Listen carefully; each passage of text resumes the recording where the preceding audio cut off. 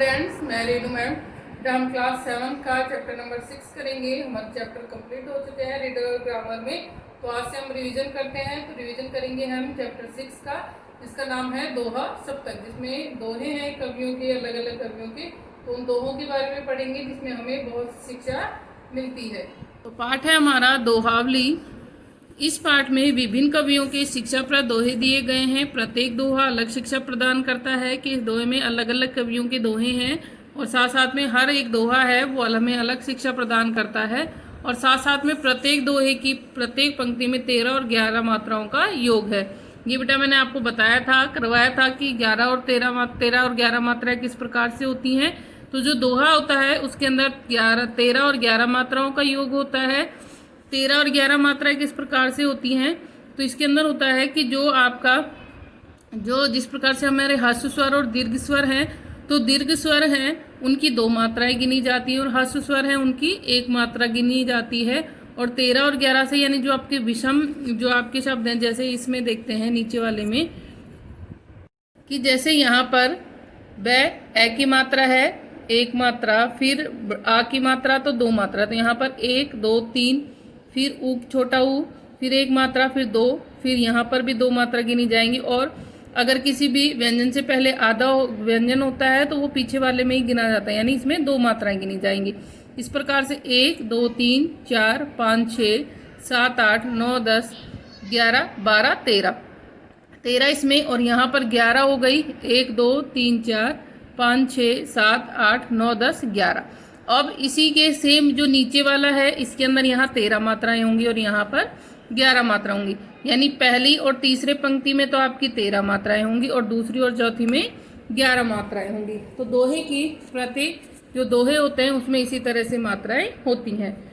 तो अब है हमारा पहला दोहा है, खैर खून खांसी खुशी बैर प्रीत मदपान, रहीमन दाबे ना दबे जाना सकल जहान। तो ये रहीमदास जी का दोहा है। रहीमदास जी कह रहे हैं खैर, खैर यानी खैरियत, यानी कि खुशामंदी यानी सेहत, खून यानी किसी का कत्ल कर देना, किसी को मार देना, खांसी खुशी प्रसन्नता, बैर दुश्मनी, प्रीत प्रेम, मदपान यानी शराब पीना। तो रहीमदास जी कहते हैं कि ये सारी चीज़ें, कितनी चीज़ें बताई हैं, ये 7 चीज़ें आपको, 1 2 3 4 5 6 7, तो ये 7 चीज़ें हैं।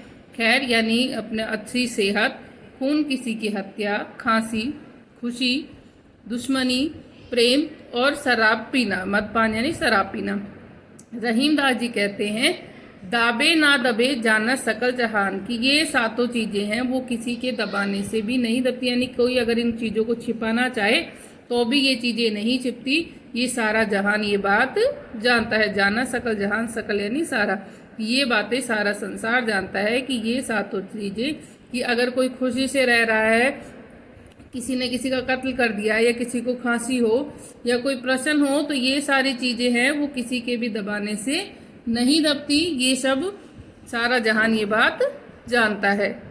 दूसरा है, बड़ा हुआ तो क्या हुआ जैसे पेड़ खजूर, पंथी को छाया नहीं फल लागे अति दूर। तो दूसरा दोहा है, इसमें कह रहे हैं कि बड़ा हुआ तो क्या हुआ जैसे पेड़ खजूर, कि अगर कोई व्यक्ति बड़ा है, बड़े से मतलब है कि उसके पास अगर वो पैसे वाला है या किसी ऊंचे पद पर है, तो बड़ा हुआ तो क्या हुआ जैसे पेड़ खजूर, की अगर वो बड़ा व्यक्ति है तो उसको कोई भी फायदा नहीं है। जिस प्रकार से जो पेड़ होता है खजूर का वो बड़ा होता है लेकिन उसका कोई फायदा नहीं है, कि पंछी को छाया नहीं फल लागे अति दूर, कि जिस प्रकार से जो खजूर का पेड़ है वो बड़ा होता है लेकिन वो इतना बड़ा होता है कि वो उसमें पंथी यानी कि जो रास्ते में जो यात्री चलते हैं उनको छाया नहीं देता और फल भी उसके बहुत दूर लगते हैं। तो ऐसे उस खजूर के पेड़ का कोई भी फायदा नहीं है। उसी प्रकार से जो कोई अगर बड़ा व्यक्ति है, उसके पास बहुत पैसे हैं, अगर वो दूसरे की मदद नहीं करता तो ऐसे बड़े होने का कोई भी फायदा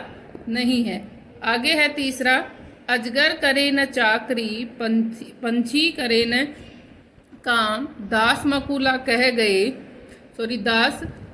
कह गए सबके दाता राम। तो यहाँ पर ये जो दोहा है ये मलूका दास जी का है। तो ये कह रहे हैं कि अजगर करे न चाकरी, चाकरी माने नौकरी, तो अजगर है वो किसी की नौकरी नहीं करता।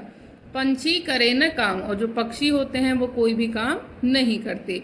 दास मल्लुका कह गए, कि मल्लुका दास जी हैं वो कह गए हैं कि सबके दाता राम के। मल्लुका दास जी कहते हैं कि ऐसे जो आलसी लोग हैं उन सबका रखने वाला यानी ध्यान रखने वाला भगवान राम है, यानी उनको सभी को देने वाला भगवान है। कि जिस प्रकार से जो ये कह रहे हैं कि जिस प्रकार से अजगर नौकरी नहीं करता, पक्षी कोई काम नहीं करते, फिर भी वो अपने जीवन का गुजारा करते हैं, उसी प्रकार से कह रहे हैं कि उन आलसी लोगों के लिए कहा गया है कि जो आलसी लोग हैं जो कोई काम नहीं करती वो भी जीवित रहते हैं, क्योंकि उनका दाता कौन है?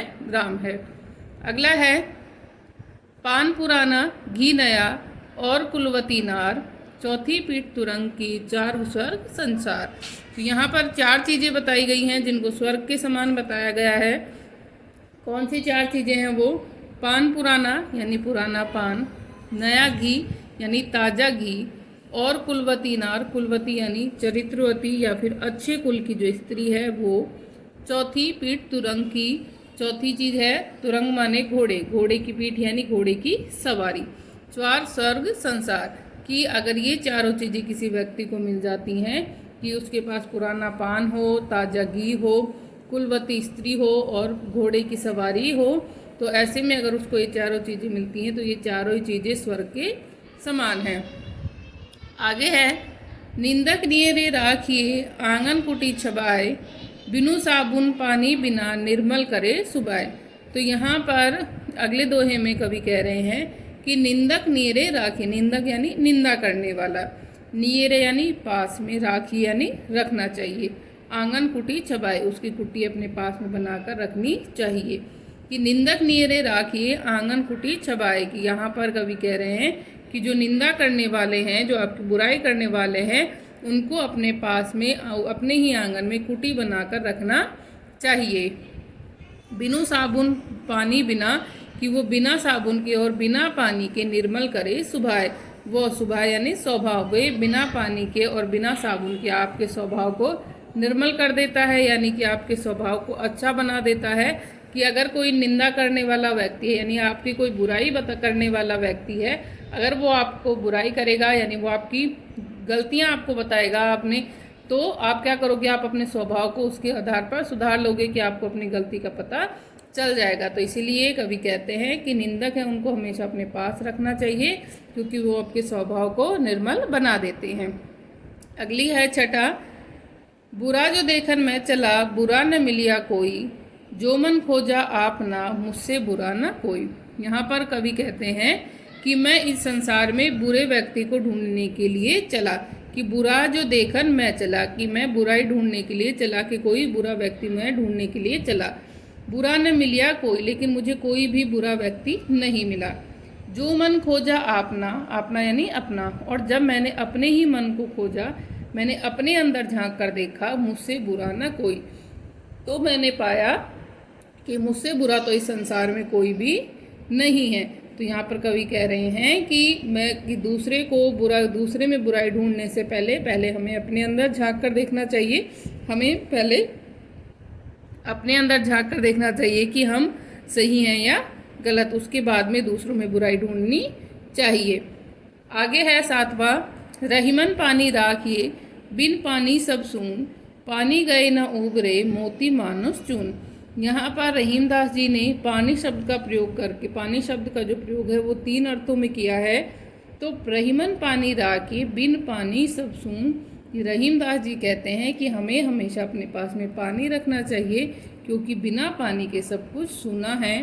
जिस प्रकार से पानी गए न उभरे, कि अगर इन चीज़ों से पानी चला जाता है, मोती मानस चून, कि पानी गए न उभरे, कि अगर इनमें से पानी चला गया तो ये कभी भी उभर कर नहीं आते। कौन कौन? मोती, मानुस और चून।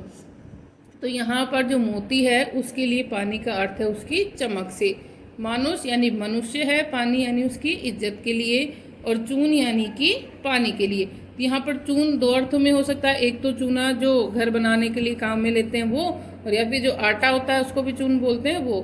तो यहाँ पर यही कहना चाह रहे हैं कि हमें हमारे पास में पानी होना चाहिए, यानी कि अगर मोती में चमक नहीं है, मनुष्य की इज्जत नहीं है, और अगर चून में पानी नहीं है, तो तीनों ही चीज़ें क्या हो गई हैं? व्यर्थ हो जाती हैं, इसीलिए मनुष्य को हमेशा अपने पास में पानी रखना चाहिए। फिर है इसके शब्दार्थ हैं खैर, कुशल, सलामती, मदपान, शराब पीना, दाबे दबाए, सकल, सारा, पंथी, पथिक, यात्री, चाकरी, नौकरी, दाता, देने वाला, कुलवती, अच्छे कुल की, तुरंग, घोड़ा, नीरे, निकट, छबाए, बनाकर, सुबाए, स्वभाव। तो बेटा ये आपको चैप्टर है जो अच्छे से पढ़ना है। Thank you.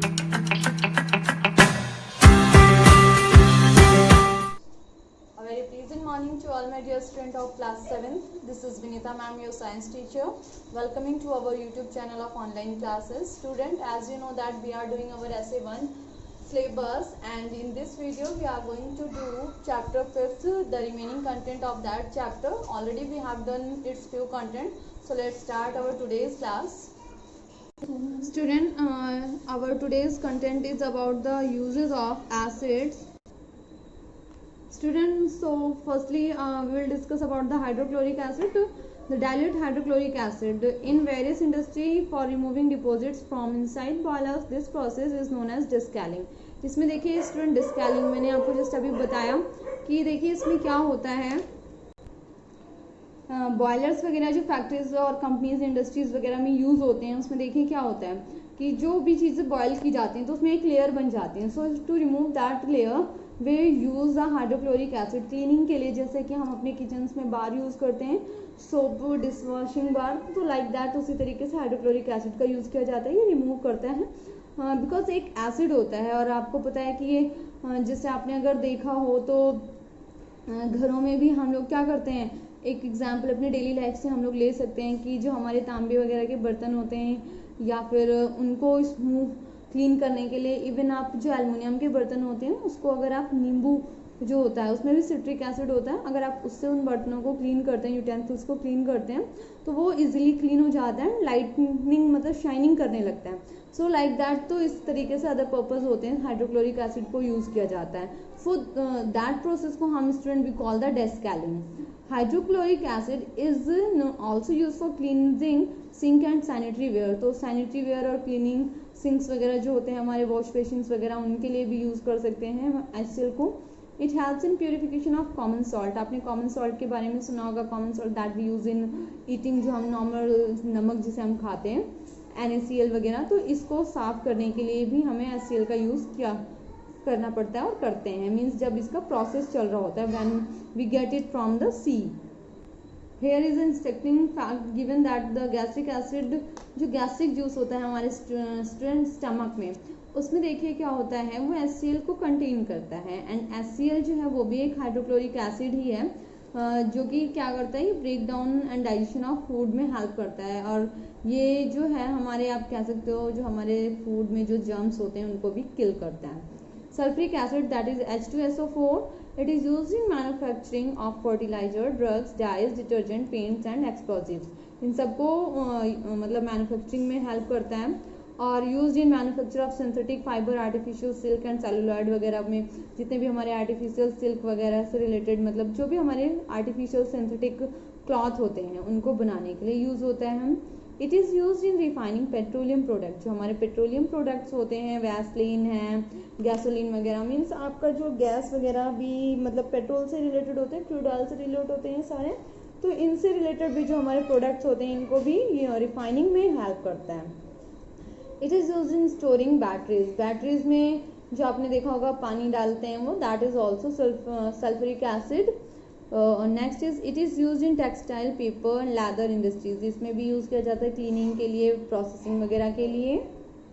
You can see these are the images that for be use in the sulphuric acids में, इस फर्टिलाइजर्स में, बैटरीज में, इन्वर्टर वगैरह की जो बैटरीज होती हैं, whatever the batteries are here they are use, ये पेपर क्लीनिंग वगैरह में तो सल्फ्यूरिक एसिड का यूज होता है। And you know here is a fact given about the sulphuric acid that it's due to its large number of use, इसका बहुत ही ज़्यादा यूज होता है, due to that it is also known as the king of chemicals student. So that is why we call the sulphuric acid as the king of chemicals बोला जाता है, क्योंकि इसका बहुत ही ज़्यादा यूज़ होता है, हाईली यूजेबल एसिड्स में काउंट होता है। The next one is about nitric acids and it is use in manufacture of fertilisers. जो न्यूट्रिक एसिड्स हैं उनको फर्टिलाइजर्स में बनाने के लिए यूज़ होता है, लाइक अमोनिया नाइट्रेट वगैरह में तो नाइट्रेट का, नाइट्रिक एसिड का यूज़ होता है।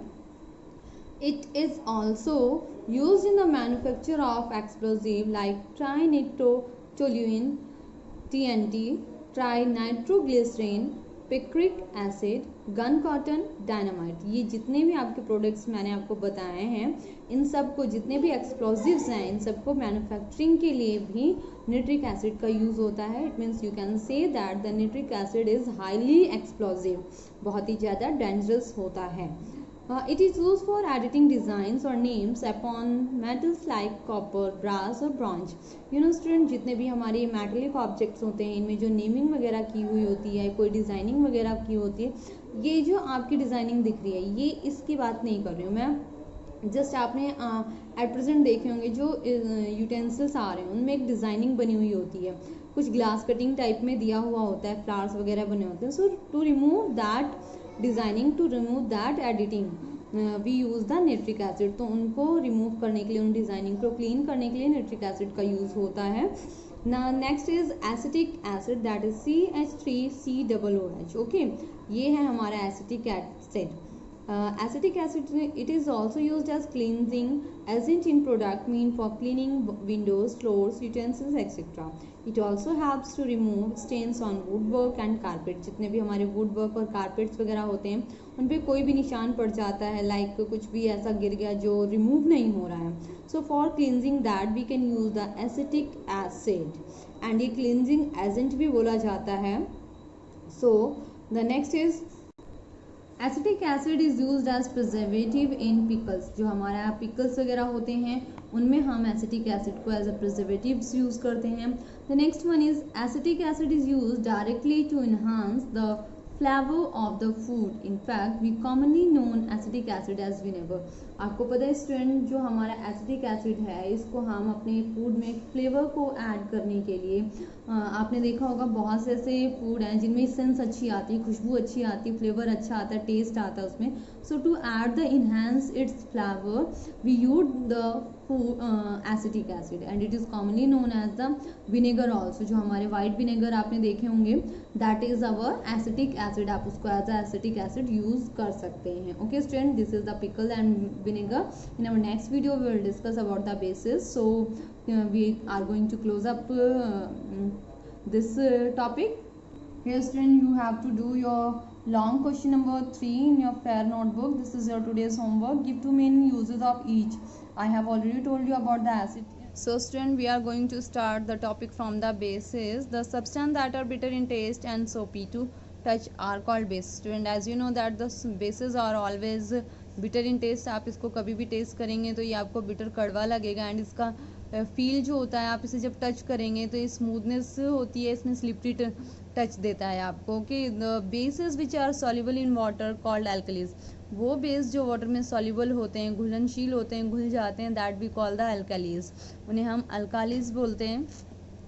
For example sodium hydroxide NaOH, potassium hydroxide that is KOH, etcetera are alkalies. So ये सारे जितने भी हमारे बेसिस दिए हुए हैं, एग्जाम्पल्स दिए हुए हैं student, these all are the alkalis. Alkalis are corrosive in nature and harmful for skin. जो हमारी स्किन होती है उसके लिए हार्मफुल होते हैं, एंड कॉरोसिव इन नेचर, जब ये नेचर में मतलब इन्वायरमेंट में किसी भी चीज़ के कांटेक्ट में आते हैं, लाइक आयरन वगैरह के, तो ये कॉरोजन फॉर्म करते हैं। Depending upon their nature the bases can be classified into weak and strong. इनके नेचर के अकॉर्डिंग हमने इनको 2 कैटेगरीज में डिफाइन किया। The first one is weak और the second one is strong bases. The firstly let discuss it, weak and strong basis.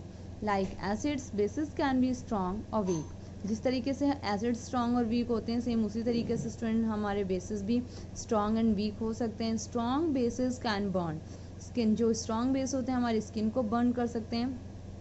Sodium hydroxide and potassium hydroxide are 2 examples of strong base. Here 2 example is mentioned, that is the first one is sodium hydroxide and the second one is potassium hydroxide. Weak bases are very mild, और जो हमारे weak bases होते हैं they are in very mild in nature, मतलब इतना hard नहीं होता है. For example magnesium hydroxide is a weak base. Magnesium hydroxide weak base है. It is consumed as an antacid. इसको हम एज एन एंटासिड्स ले सकते हैं to get relief from the excessive acidity in the stomach. Sometimes student if any person is suffering from the acidity, आपने देखा होगा उसको मिल्क ऑफ मैग्नीशियम आप उसकी जब कंटेंट पढ़ेंगे तो उसमें आपको मैग्नीशियम का और मैग्नीशियम हाइड्रोक्साइड का कुछ इस तरीके से वहाँ पे IP करके लिखा हुआ मिलेगा. So that antacid contain this magnesium hydroxide because it is a basic in nature and when it get in contact with the hydro, जब हमारे स्टमक में देखिए HCl की क्वांटिटी जब ज़्यादा हो जाती है आप कह सकते हो, so that creates the acidity. तो कुछ मतलब जो हम ऐसा खा लेते हैं जिससे हमारी स्टमक में एसिडिटी होती है, सो उसको मतलब उस एसिडिटी को माइल्ड करने के लिए हम बेसिस का लाइक एंटासिड्स का यूज़ करते हैं. The general properties of bases, they are bitter in taste में बिटर होता है. They turn phenolphthalein solution pink. जो फिनॉल्फ्थलीन का सॉल्यूशन होता है स्टूडेंट उसको वो पिंक में कन्वर्ट कर देता है. They are soapy to touch. जब आप इसे टच करोगे तो इसमें आपको कुछ सॉपी जैसे साबुन को टच करने पे स्लिपरी सा फील आता है, like that you will feel. They are corrosive in nature and they are also corrosive in nature when they come in contact with any kind of material that is magnetic or you can say steel वगैरह के contact में आता है, then it create the corrosion there. The next is they turn red litmus solution to blue. ये red litmus solution को blue में convert कर देता है. They turn beetroot solution green. ये beetroot solution को green में convert कर देता है. They turn turmeric paper to red. ये turmeric paper को red में convert कर देता है. Now here are the uses of bases और alkalis. bases के और alkalis के कुछ uses दिए हैं. The uses of some typical bases are described below. The first one is sodium hydroxide, caustic soda जिसे हम बोलते हैं, that is NaOH. Sodium hydroxide यानी sodium OH hydroxide. It is use in paper and pulp industries. ये paper और pulp industries में manufacturing में use होता है. It is use for manufacturing the rayon. ये रेयन की मैन्युफैक्चरिंग में यूज़ होता है. It is use for manufacturing other chemicals. और कुछ केमिकल्स को मैन्युफैक्चर करने के लिए भी इसका यूज़ करते हैं. It is use in soap and detergent industry. Soap and detergent industries में जो होता है उसका भी इसमें भी उसका यूज़ होता है मैन्युफैक्चरिंग के लिए. The next is student calcium hydroxide, that is slaked lime CaOH2. ये होल्ड वाइज OH2 दिया हुआ है आपको. इट इज़ दैट इज ये OH मीन्स ट्वाइस टाइम है. It is use to neutralise the acidity in soil. जो soil में acidity हो जाती है उसको न्यूट्रलाइज करने के लिए, न्यूट्रल करने के लिए इसका यूज़ होता है. It is a component of Bordeaux mixture use for protecting agriculture crop from pest. Pest से कंट्रोल, जो पेस्ट का कंट्रोल स्प्रे किया जाता है एग्रीकल्चर में, खेत में जो क्रॉप्स वगैरह होती हैं उस पर जब पेस्ट कंट्रोल स्प्रे किया जाता है तो उसमें बोर्डेक्स का मिक्सचर होता है. उसके अंदर कंपोनेंट मतलब एक होता है ये. It is an ingredient in white wash and motor. जो आपका यहाँ वाइट वॉश होता है या फिर जो मोटर होते हैं आपने देखा होगा उसका भी एक इंग्रेडिएंट होता है. This is your motor strand. ये बोर्डेक्स मिक्सचर है. तो मतलब जो खलबिटा वगैरह आप कह सकते हो. ठीक है. Ammonium hydroxide NH4OH. It is use to remove grease from window panes. जो आपके विंडो पेन्स में ऑयलीनेस आ जाता है, for to removing that we use the ammonium hydroxide. It is use as reagent in chemistry lab. और chemistry lab में इसे regent की फॉर्म में यूज़ किया जाता है. It is use to remove ink spot from the cloth. अगर suppose that आपके लिए आपकी कपड़ों पे इंक स्पॉट गिर गया है तो आप इसको यूज़ कर सकते हो. It is good for you student because आप लोग जर्नली ऐसी शैतानियाँ करते रहते हो. किसी के पैंट पर, वाइट शर्ट वगैरह पे आपने देखा होगा लोग कर देते हैं. तो so to remove that you can use it ammonium hydroxide. But be careful, you don't have to do this. This is not a good thing और it doesn't include in your good manners.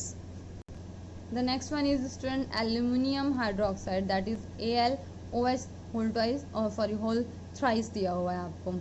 It is used for preparing antacids. ये भी antacids को prepare करने के लिए use किया जाता है. It is used in textile and industries. ये textile industries में भी यूज़ होता है. आप देख सकते हो student. This is an antacid used for, आपने देखा होगा कुछ इस तरीके से, गैस्ट्रिक पेन्स, इंडाइजेशन और ये आपको हार्ट बर्न दिया हुआ है. जो हार्ट बर्न, आपके चेस्ट में जलन वगैरह हो सकती है, तो इन सबको डाउन करने के लिए, माइल्ड करने के लिए हम एंटासिड्स का यूज़ कर सकते हैं. Now students, see here is the difference given between acid and bases. These all are the properties acid bases. Firstly देखिए, on the basis of taste, if we discuss about the acid, that is so sour in taste and bases are bitter in taste. Litmus test, when we do the litmus test, it changes the litmus paper into red. ये red में convert कर देता है, but bases जो है वो blue में convert कर देता है. if हम इसे phenolphthalein के सॉल्यूशन में टेस्ट करते हैं एसिड को पोर करके, then it remains always colourless, ये हमेशा कलरलेस रहेगा, बट बेसेस जो है वो पिंक में कन्वर्ट हो जाएंगे. The next is chemical formula. N acid has a chemical formula with H at the beginning of it. जब आपने देखा होगा कोई भी आप केमिकल फार्मूला इसका देखते हो तो इसके बिगनिंग में आपको एच दिखाई देगा, hydrochloric acid. Okay, so it if the chemical formula including H at the beginning, then it is definitely sure that this formula is or this solution is of acids. There is no one exceptions to this rule. इसके अलावा आप इसका कुछ भी, सिर्फ ये CH3COOH है जो एसिटिक एसिड के अंदर काउंट होता है, विनेगर का जो केमिकल फार्मूला है. इसके अलावा कोई भी आप कितना भी मतलब आप देख लो, सल्फ्यूरिक एसिड है, न्यूट्रिक एसिड है, उन सब में किसी में ये एक्सेप्शनल केसेस है, ये एक्सेप्शनल केस है, बाकी सब में स्टार्टिंग में ही आपको मिलेगा. Okay, the next is a base has a chemical formula with OH. इसका जो केमिकल फार्मूला होगा वो ऑलवेज एंडिंग विद OH होगा. सोडियम हाइड्रोक्साइड वगैरह आप किसी का भी देख लो, अमोनियम हाइड्रोक्साइड का भी NH4OH है, कैल्शियम हाइड्रोक्साइड का भी CaOH का होल ट्वाइस है. तो इस तरीके से आप जिसमें भी देखोगे लास्ट में आपको OH मिलेगा. So it included in the basis. The next one is reaction. अगर रिएक्शन की बात करें स्टूडेंट, तो when it get react with the basis it form salt and water, means ये न्यूट्रलाइजेशन रिएक्शन हो जाएगा. And when basis react with acid they also form the salt and water. Means अगर हम acid का base के साथ और base का एसिड के साथ रिएक्शन करते हैं, then they always form the salt and remain the water, then it form the neutralisation reaction. तो ये न्यूट्रल हो जाएगा. Okay, so student, we have completed our content. Now this is the long question third that you have to write in your fair notebook. Hydrochloric acid का mention किया हुआ है, इसके 2 uses and nitric acid के 2 uses. Now the last one is long question 4th that you have to write in your fair notebook. It is about the characteristic of acids के characteristics के बारे में है, and plus में उसका जो daily use का मीन्स हमारे जो डेली यूजेस की लाइफ के बेसिस पे दिया हुआ है उसके यूजेस के बारे में. Here it is the characteristic that I have mention in the above and after the below. In this we have mentioned the uses of acids. So that's all for today. Goodbye, take care.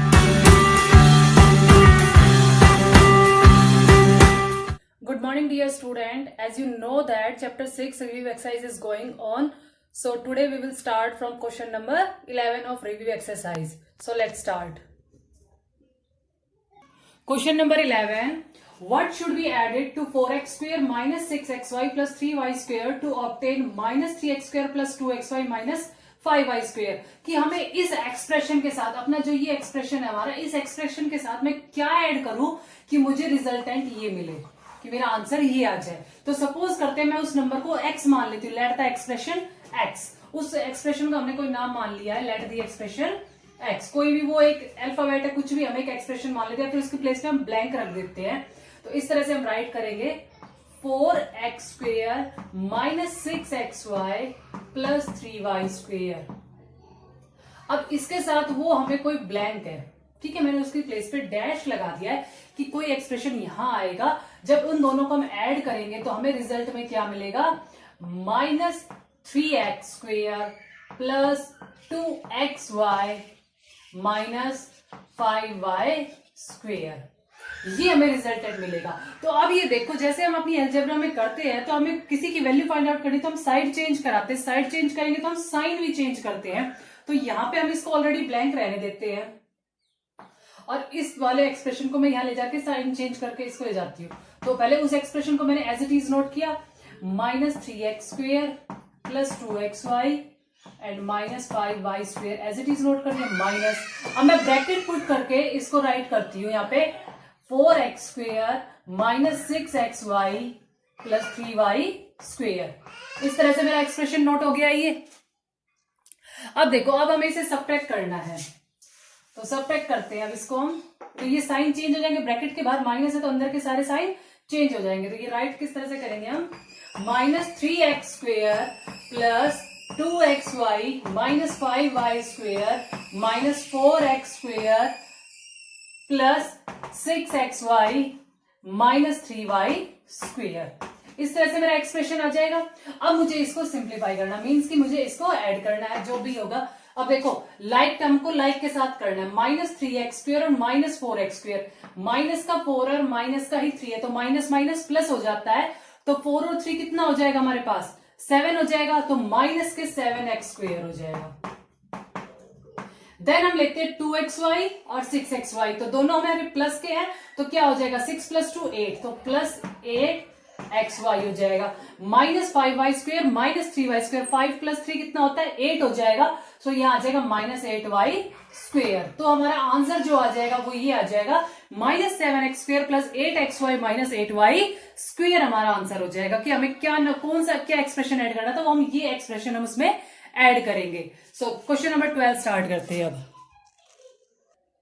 Now question number 12, what should be subtracted from 3m² - 4mn + 6p² to obtain -3p² + 8mn + 4m²। कि क्या subtract करें इस expression में से, इसमें से हमें वो एक्सप्रेशन सब्ट्रैक्ट करना है कि हमें रिजल्ट में ये मिल जाए। तो जैसे मैंने प्रीवियस क्वेश्चन में आपको बताया कि हम उसके प्लेस पे ब्लैंक मान लेते हैं। ब्लैंक लेंगे तो हमारे पास क्या होगा, इस तरह से हमें राइट करना पड़ेगा कि जो ये एक्सप्रेशन है हमारा, ये ऑब्टेन के इसमें से हम इसको माइनस कर लेते हैं। तो अब देखो, इसको हम इस तरह से राइट करेंगे, 3m² - 4mn + 6p² है। अगर मैं इसमें से इसको माइनस कर देती हूँ, लाइक टर्म को लाइक के नीचे राइट करके -3p² + 8mn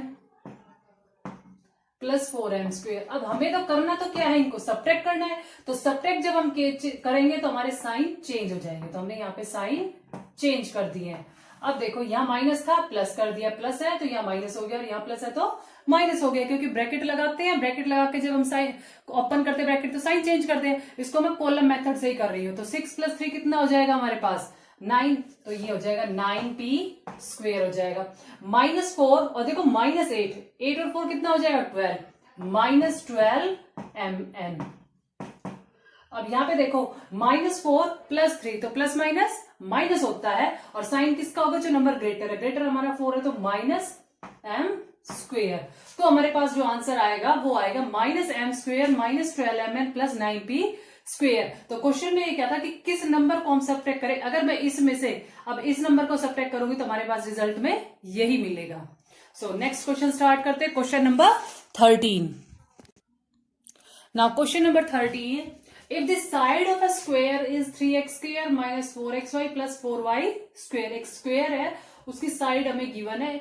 units find its perimeter, हमें स्क्वायर का पेरीमीटर निकालना। तो we know that perimeter of a square is 4 × side. Perimeter of square is equals to 4 × side. यही होता है हमारा perimeter.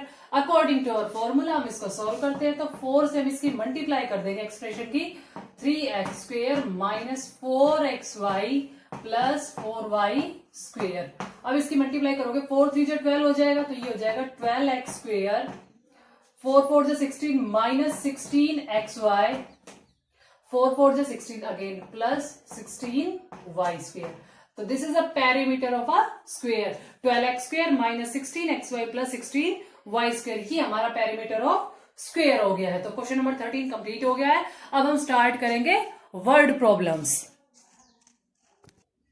So word problem question number 1, a wire 5x + 10 meter in length was cut in short by x - 5 mm. What is the length of the remaining wire? एक wire है जिसकी length है 5x + 10 mm। ये length है हमारे wire की, ठीक है। अब इस पूरी वायर में से एक पीस कट कर दिया जाता है, कितने मीटर का, x - 5 मीटर का। ये कट कर दिया जाता है। तो अब जो ये वायर है इसमें से ये पीस हमने कट कर दिया, तो जो रिमेनिंग वायर है उसकी लेंथ क्या होगी? इट मींस कंप्लीट वायर में से इसको हमें माइनस करना है, कंप्लीट वायर की लेंथ में से माइनस करना है। तो आप यहाँ पे राइट करोगे length of a wire, length of the wire is equal to 5x plus 10m,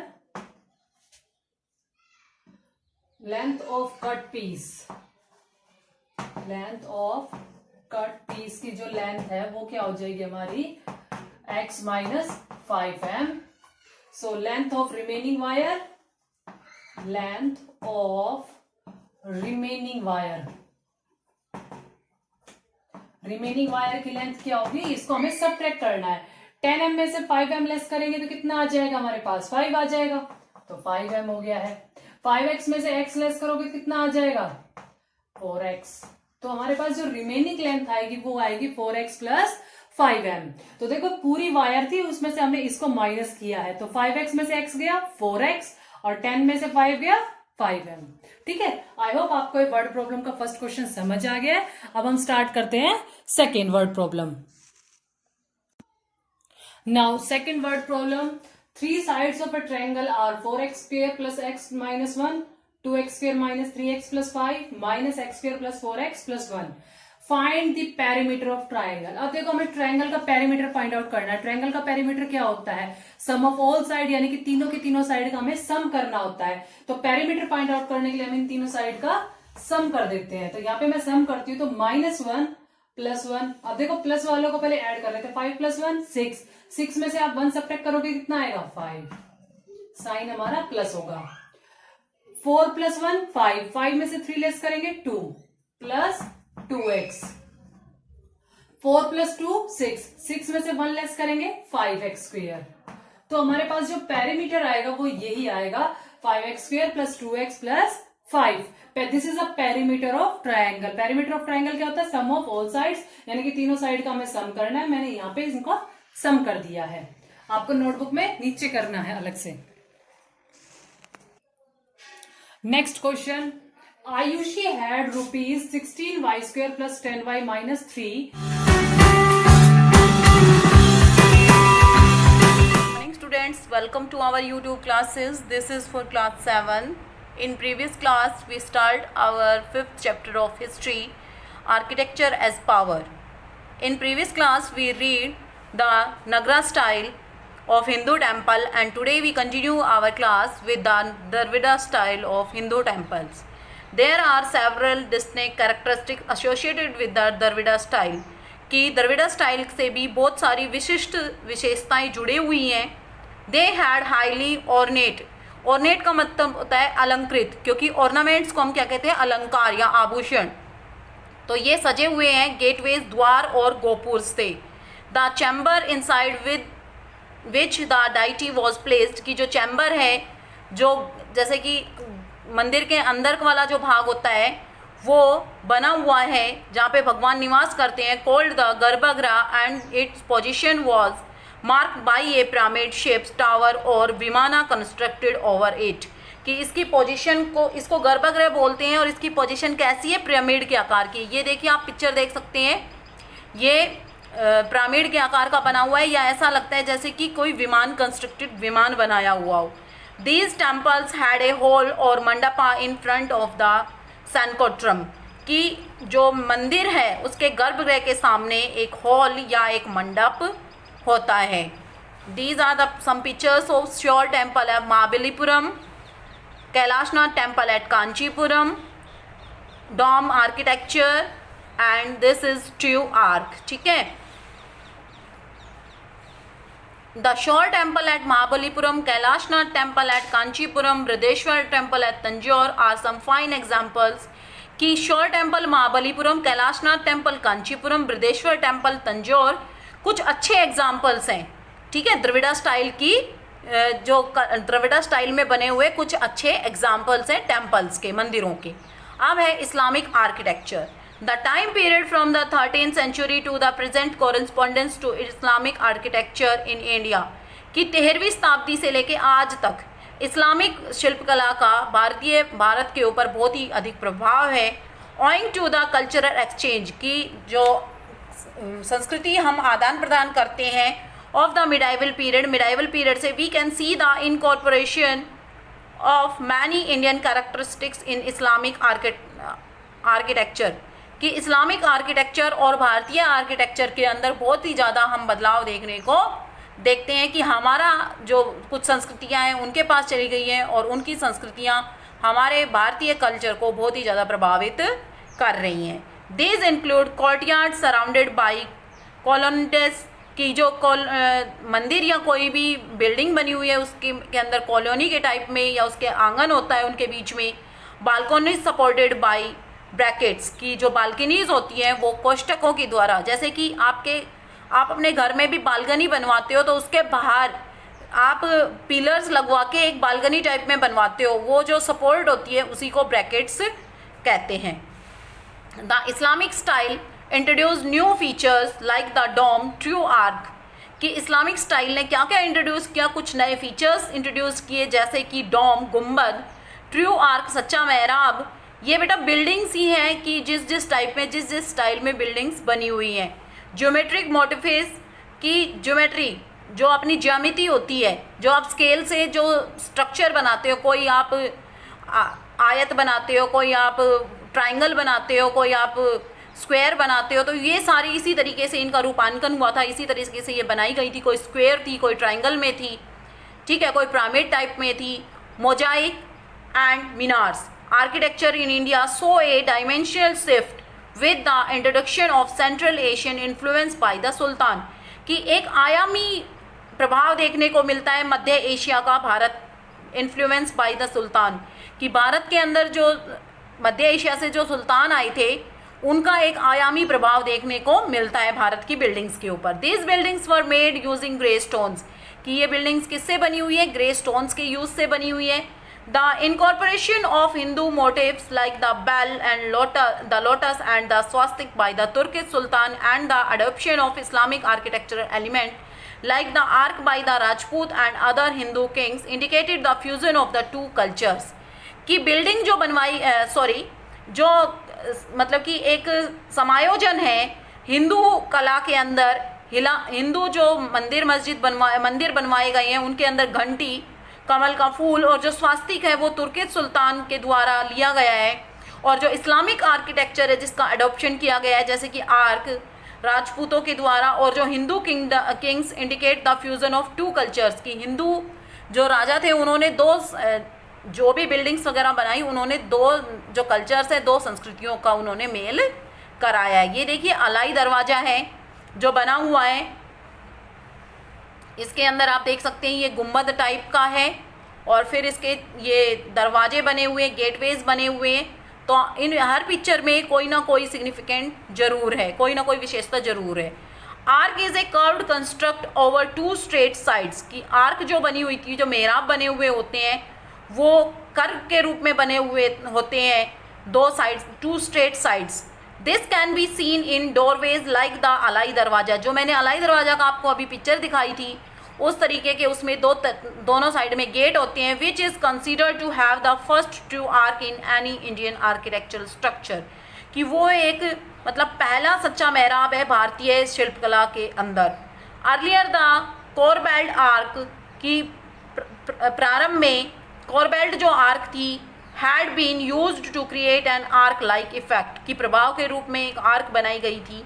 the true arc has a की स्टोन एट द सेंटर, की जो ट्रू आर्क है वो एक की स्टोन है, एक मतलब कि एक पहचान के रूप में है मध्य सेंटर में, and it produce enough pressure to hold the other stone in place, कि जो सच्चा मेहराब है वो एक की स्टोन है सेंटर के अंदर और वो प्रेशर करता है अदर जो स्टोन है उनको स्थापित करने में। Dome refers to the sphere shaped roof of a building, की जो डोम्स होते हैं वो स्पेयर शेप में होते हैं। Since pillar alone can not support a dome over a square base, क्योंकि जो पिलर्स हैं वो एक डोम को बेस नहीं कर सकते, square base. Brackets were used in corner, की जो कोष्टक होते हैं वो यूज किए जाते हैं कॉर्नर में। Domes add gradual to the structure, और जो डोम्स हैं वो एक बहुत ही अच्छा स्ट्रक्चर बनाते हैं. There were certain principles which were to be followed while building mosques, कि जो कुछ सिद्धांत हैं जो अपनाए जाते हैं एक मस्जिद बनाते time. The central prayer hall usually open to a large courtyard, कि जो मध्य प्रेयर का हॉल होता है उसको यूजुअली बनाया जाता है एक बड़े आंगन के रूप में. बेटा आपको अगर किसी वर्ड का मीनिंग यहाँ पे समझ में नहीं आता है चैप्टर के बीच में, तो आप उसको गूगल करके देख सकते हैं, क्योंकि चैप्टर इतने बड़े होते हैं और इनको पढ़ाने के लिए इनको वर्ड टू वर्ड मीनिंग बताना, proper word to word meaning बताना पॉसिबल नहीं होता. तो इसलिए अगर आपको किसी वर्ड के मीनिंग में कोई दिक्कत आती है, किसी लाइन के मीनिंग में कोई दिक्कत आती है, तो आप उसको गूगल करके सर्च कर सकते हैं. Minarets were to be constructed from which prayer calls were to be given. जो मिनरेट्स बनाए जाते हैं, मीनार बनाई जाती है, वो कहाँ पे बनाई जाती है? प्रेयर, जहाँ पे प्रेयर होती है वहाँ पे बनाई जाती है. They also had dome shaped roofs and mihrabs which is a niche made inside the mosque to indicate the direction of Mecca. कि और इनके अंदर डोम शेप्ड की जो मीनार बनाई जाती है वो भी डैम शेप की बनाई जाती हैं, जो इंडिकेट करती है डायरेक्शन ऑफ मीका की. Decoration were made with geometric designs, calligraphy, flower and versus from the Quran. की जो डेकोरेशन की जाती है वो ज्योमेट्रिक डिज़ाइन में की जाती है, कैलोग्राफी में की जाती है, फ्लावर्स से, या जो कुरान के अंदर कुछ लिखा हुआ होता है उससे. मैनी मैग्निफिकेंट टॉम्स और burial centres were also build during the medieval period, कि बहुत सारे जो टॉम्स हैं और जो ब्यूरियल सेंटर्स हैं वो भी मिडाइवल पीरियड के अंदर बनाए गए हैं.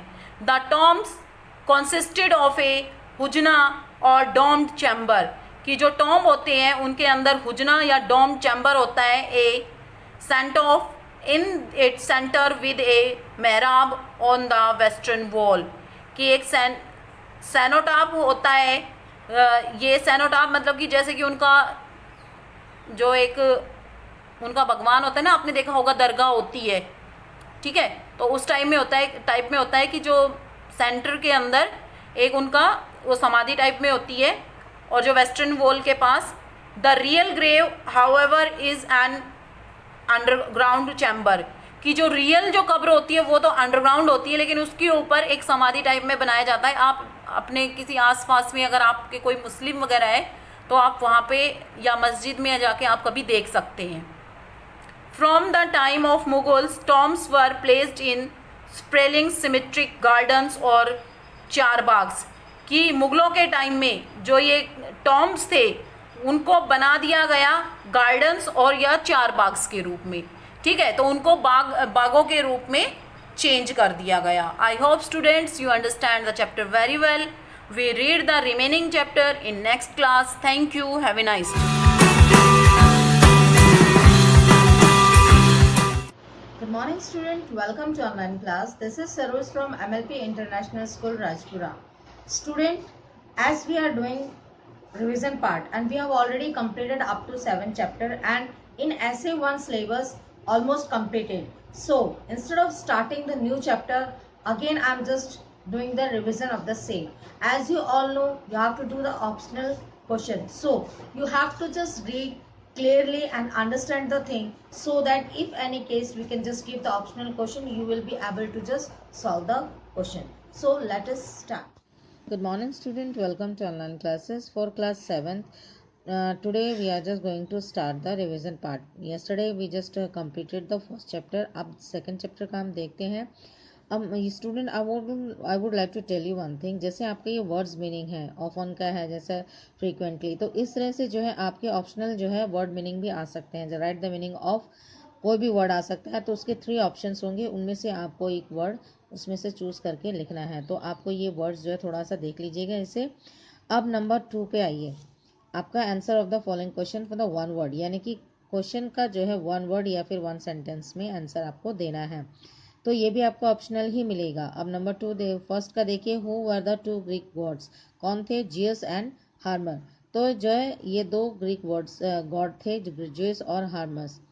अब नंबर 2 देखिए. Why did they often visit to the world of the man and women, वो जो है मैन और वुमेन के वर्ल्ड में क्यों उन्होंने विजिट किया था. तो इसका क्या आंसर आएगा? टू नो अबाउट ह्यूमन ये क्वालिटीज़, वो ये जानना चाहते हैं कि ह्यूमन में क्या क्या क्वालिटीज़ हैं। अब नंबर 3 देखिए, why did the old man go out of the garden, old man garden से बाहर क्यों गया, तो उसमें इसका आंसर क्या लिखोगे आप, टू गेट सम वेजिटेबल्स, कुछ वेजिटेबल्स लेने के लिए गया। अब एमसीक्यूज देखिए, इसका एमसीक्यूज में आपका जो है करेक्ट ऑप्शन आपको देखना है, तो इसमें ऑलरेडी मैंने आपके लिए किया हुआ है and we have just already twice और thrice the revision part of this.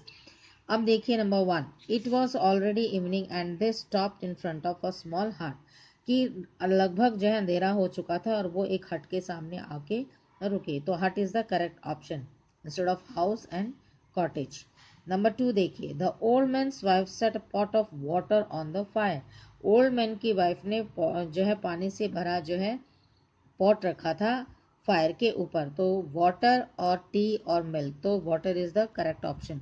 अब नंबर 3 देखिए, the jug had only 4 cup full of milk, यानी कि जग में जो है 4 कप मिल्क के भरे हुए थे, तो ऑप्शन 2 है, 3 है, 4 है, तो 4 is the correct option instead of this 2। अब नंबर 4 देखिए, sadly he looked into the jug, perhaps there may be a little left, उन्होंने जो है सैडली यानी कि उदास होकर जग में देखा, शायद कि उसमें कुछ और मिल्क बचा हो, तो perhaps is the correct answer, ना कि होपिंग और थिंकिंग, तो इसका जो है परहैप्स इसका करेक्ट ऑप्शन है। The only other thing they had was an old cock, अब उनके पास जो चीज़ बची थी वो एक जो है बूढ़ा कॉक था, तो cock is the correct option, ना ही गीस एंड हैन, ये कुछ भी नहीं है, तो कॉक इसका करेक्ट ऑप्शन है, because the option we have to just find out according to the chapter के अनुसार हमें इसमें फिल करना है। नंबर 6 देखिए, the old couple looked at each other and discussed quietly for some time, old couple ने एक दूसरे को देखा और आपस में डिस्कस किया कुछ समय के लिए, टॉकिंग, थॉट एंड डिस्कस, तो डिस्कस इसका करेक्ट ऑप्शन है। नाउ 7 ऑप्शन का देखिए, juice thought that they would not live much longer in this condition, juice ने देखा कि इस हालत में वो ज़्यादा दिन नहीं जिंदा रह पाएंगे, तो be alive and survive and live, live तो इज द करेक्ट ऑप्शन। अब ये क्वेश्चन आंसर्स हैं आपके, why did the Greek god often visit to the world of man women and rescue, यानी कि वो भेष बदल के जो है क्यों आए थे, तो इसका आपका ऑप्शन क्वेश्चन आंसर मैंने आपको रिवीजन में भी करवाया हुआ है और पहले भी करवाया हुआ है, तो आपको क्या करना है, ये क्वेश्चन आंसर आप वहाँ से लर्न कीजिएगा और इसके ऑप्शनल में वो बाकी मैं आपको बाद में बताती हूँ, आपको ये लर्न करना है। अब नंबर डी देखिए, राइट ट्रू फॉल्स स्टेटमेंट, तो इस स्टेटमेंट अकॉर्डिंग टू द आपको चैप्टर के अनुसार ही आपको ये ट्रू फॉल्स स्टेटमेंट बतानी है कि क्या है, ट्रू है या फॉल्स है। अब फर्स्ट का देखिए, Zeus and Hermes often visit to the world of the man and women in disguise, यानी कि भेष बदलकर वो जो है ज्यूस और हार्मन्स ये वर्ल्ड में घूम रहे थे मैन और वुमेन के, तो ये आपका स्टेटमेंट ट्रू है। दूसरा देखिए, once during their visit they stopped in front of a small cottage, ये आपका जो है हट है, तो कॉटेज और हट एक ही चीज़ें होती है, तो इसमें जो है वो घूमते घूमते एक कॉटेज के सामने आके रुक गए, तो ये भी जो है ट्रू है इसका स्टेटमेंट। अब तीसरा देखिए, the old couple were already aware that the stranger were God, old couple को पहले से पता था कि ये दोनों ही गॉड हैं, तो ये स्टेटमेंट गलत है, उनको पहले नहीं पता था कि दोनों ही गॉड हैं। नंबर 4 देखिए, the old couple were very hospitable to the stranger, old couple थे वो बहुत ही जो है हॉस्पिटेबल थे स्ट्रेंजर के लिए, क्योंकि वो स्ट्रेंजर थे, उनकी काफ़ी उन्होंने खातिरदारी की, तो ये स्टेटमेंट आपका ट्रू है। नंबर 5 देखिए, Zeus and Hermes were not happy with the food and old couple offered, कि जो फूड उनको दिया गया था ओल्ड कपल जो है उनसे खुश नहीं थे, तो ये स्टेटमेंट गलत है, दे वर वेरी हैप्पी। अब नंबर 6 देखिए, juice drunk all the milk from the jug, juice ने सारा जो है मिल्क जग से पी लिया, ऐसा नहीं है, ये फॉल्स स्टेटमेंट है, क्योंकि उन्होंने चार जने थे, 2 गेस्ट थे, 2 कपल थे, तो चारों का ही एक एक कप जो है मिल्क था, तो सभी को बराबर डिस्ट्रीब्यूट किया गया था। Number 7, Hermes change the old couple into the oak tree and the lemon tree, तो पहले ये जो है गलत है, उन्होंने कहा था कि यस लिव लॉन्ग, काफ़ी लंबी उम्र हो उनकी, ये उनको जो है दिया गया था, और बाद में ये लास्ट का स्टेटमेंट है इसलिए फॉल्स है ये, तो अब देखिए who said the following and to whom, किसने किसको कहा है। तो स्टेटमेंट देखिए क्या है, we are fortunate to have you here, हमें आपको जो है यहाँ देखकर खुशी हुई। तो ये जो ओल्ड मैन ने बोला है, किसको कहा है, ज्यूस को कहा है। We have come a long way, हम बहुत बहुत दूर से आए हैं। तो ये वर्डिंग्स जो है ज्यूस ने कही है, किसको कही है, ओल्ड मैन को कही है। नंबर 3 देखिए, let me arrange some food for you, हमें आपके लिए कुछ भोजन जो है तैयार करना चाहिए। तो ये शब्द जो है ओल्ड मैन ने कहे हैं, ज्यूस और हार्मस को कहे हैं। नंबर 4 देखिए, these man must be heavenly people, ये शायद कोई जो है हेवनली पीपल हैं। तो ये वर्ड जो है ओल्ड मैन ने बोला है, किसको कहा है, ओल्ड वुमेन को बोला है, अपनी वाइफ को। We must give, now 5th का देखिए, we must give them something better to eat, हमें उनको खाने के लिए कुछ और बढ़िया चीज देनी चाहिए। ये वर्ड्स किसने बोले थे, ओल्ड मैन ने बोला था हिज वाइफ, अपनी वाइफ को। That was a good meal, ये बहुत ही अच्छा भोजन था। तो ये जो है हार्मस ने बोला था ओल्ड कपल को। नंबर 7 देखिए, you will have your wish fulfilled, तुम्हारी विश जो है पूरी होगी। ये वर्ड जो है ज्यूस ने कहा था ओल्ड कपल को।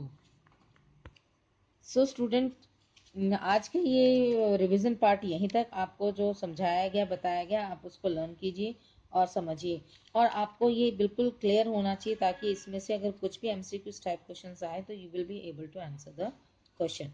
सो स्टूडेंट, आपको करना क्या है, आप इस वीडियो को लाइक कीजिए, शेयर कीजिए और चैनल को सब्सक्राइब कीजिए, और साथ ही साथ बेल आइकन पे क्लिक करना ना भूलें। Thank you. Class 7th, and in previous video we started with the topic detransitive. Now we are having detransitive forms like auxiliary and main verbs. Now let's start with the auxiliary and main verbs. First of all, I will tell you the define of auxiliary verbs. Auxiliary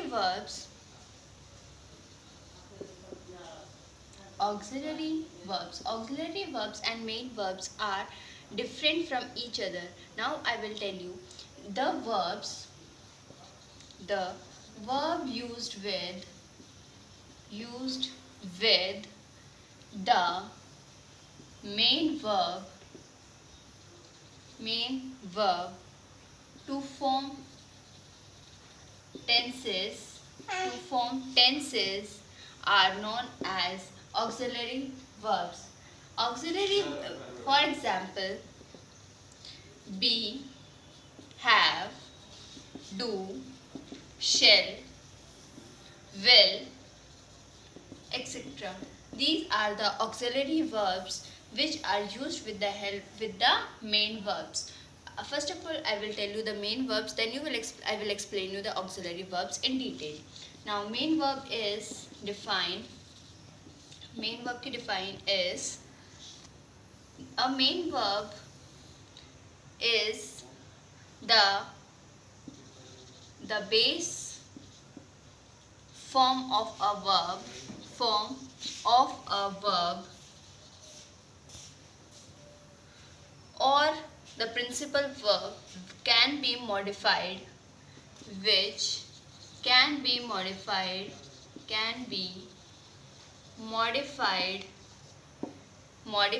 as per the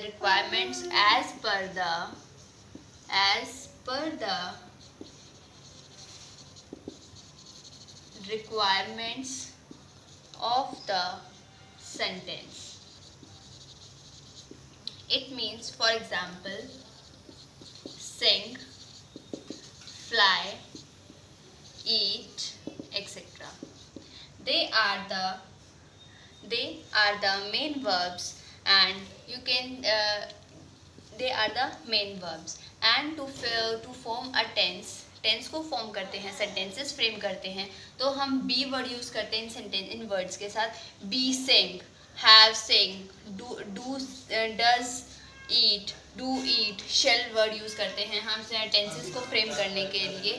तो इन्हें हम कहते हैं main verbs. और इनके साथ जब हम इन वर्ब्स को यूज़ करते हैं तो ये होती है हमारी ऑक्सिलरी वर्ब्स। इसलिए हमने बोला है कि जो हम वर्ब्स के साथ मेन वर्ब्स के साथ यूज़ करते हैं to form a tense they are called auxiliary verbs. और मेन वर्ब्स तो हमारी हैं ही ये eat, fly, sing etcetera. Now I will tell you the use of both an auxiliary verb and main verb in the tenses. Now let's start. Now I will tell you the auxiliary verb is be. So be word is used in the be word use हम किसके साथ करेंगे? is, am, are, was and were।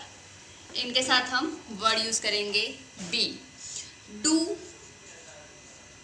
form can be used with do, does or did।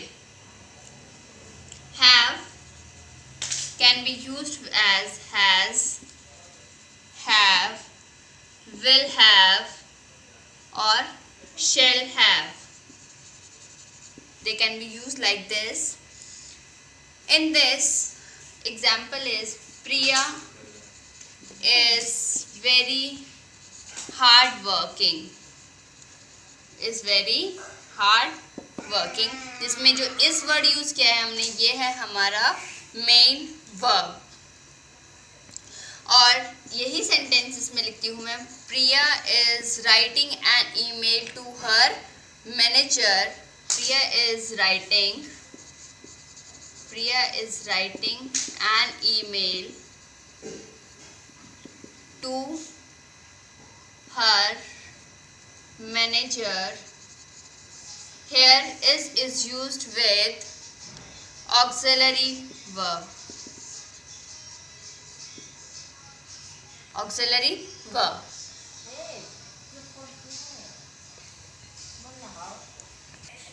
And when we are using will, shall, should, would, these are the words which we are using as the model in the sentences. They are called model auxiliaries or models. So let's start with the book exercise on the basis of this topic. Now this is the book exercise. Identify whether be, do and have are used as main verb or auxiliary verb in these sentences. Now according to these sentences you are going to identify कि ये किस में use किया है हमने, ये main verb है या फिर auxiliary verb. Like this we are first sentence is she is always dropping her books। is a sentence, is a verb, but this verb is auxiliary verb or main verb, which is main verb. This is the main verb. You are going to identify the sentence verbs like this. Second sentence is do you speak French? Do is a main verb. I am happy. Am is used as auxiliary verb। Be word हमने अभी example में पढ़ा था, ये हम B word को form करने के लिए बनाते हैं auxiliary verb. So am is used as main verb, is auxiliary verb. Next is all of us are going for a picnic tomorrow. All of us are going for a picnic tomorrow। Are is again we are using on the form of be, so this is auxiliary verb।